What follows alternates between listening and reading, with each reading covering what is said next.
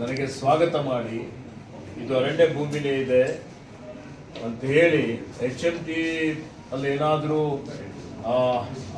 ಉತ್ಪಾದನೆ ಮಾಡುವಂಥ ಕೆಲಸ ನಡೀತಾ ಇದೆ ಅಂತ ಕೇಳಿದೆ ನಾನು. ಇಲ್ಲ, ಬರೀ ಒಂದು ತರಬೇತಿ ಕೊಡ್ತಾ ಇದ್ದೀವಿ ಅಷ್ಟೇ, ವಾಚ್ ಉತ್ಪಾದನೆ ಮಾಡುವಂಥದ್ದು ಸಂಪೂರ್ಣವಾಗಿ ನಿಲ್ಲಿಸಿದ್ದೀವಿ ಅನ್ನುವಂಥ ಮಾತನ್ನು ಅವ್ರು ನನಗೆ ಹೇಳಿದರು.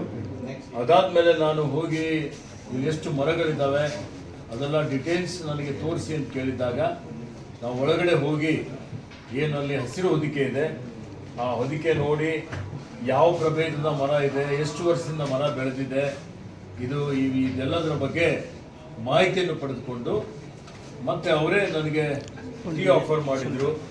ಮತ್ತು ಒಳ್ಳೆ ರೀತಿಯಿಂದ ನನಗೆ ಎಕ್ಸ್ಪ್ಲೇನ್ ಮಾಡಿ ಹೇಳಿದರು. ಅದೆಲ್ಲವನ್ನು ನೋಡಿಕೊಂಡು ನಾನು ಬಂದಿದ್ದೇನೆ. ಮಾನ್ಯ ಕುಮಾರಸ್ವಾಮಿ ಅವರು ನಾನು ಅತಿಕ್ರಮವಾಗಿ ಪ್ರವೇಶ ಮಾಡಿದ್ದೇನೆ ಅನ್ನುವಂಥ ಆರೋಪ ಮಾಡಿದಂಥದ್ದು.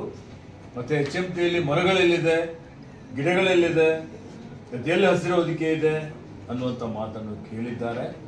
ಹೀಗಾಗಿ ಅದಕ್ಕೆ ನಾನು ಇವತ್ತು ಅವರು ಹೇಳಿದಂಥ ಏನು ವಿಷಯಗಳಿದೆ ಅದಕ್ಕೆ ಸುದ್ದಿಗೋಷ್ಠಿ ಮುಖಾಂತರ ಸಾರ್ವಜನಿಕರಿಗೆ, ಕರ್ನಾಟಕ ರಾಜ್ಯದ ಜನರಿಗೆ ಇದರ ಬಗ್ಗೆ ಮಾಹಿತಿ ಒದಗಿಸಲಿಕ್ಕೆ ಈ ಒಂದು ಮಾಧ್ಯಮ ಗೋಷ್ಠಿಯನ್ನು ಕರೆದಿದ್ದೇನೆ.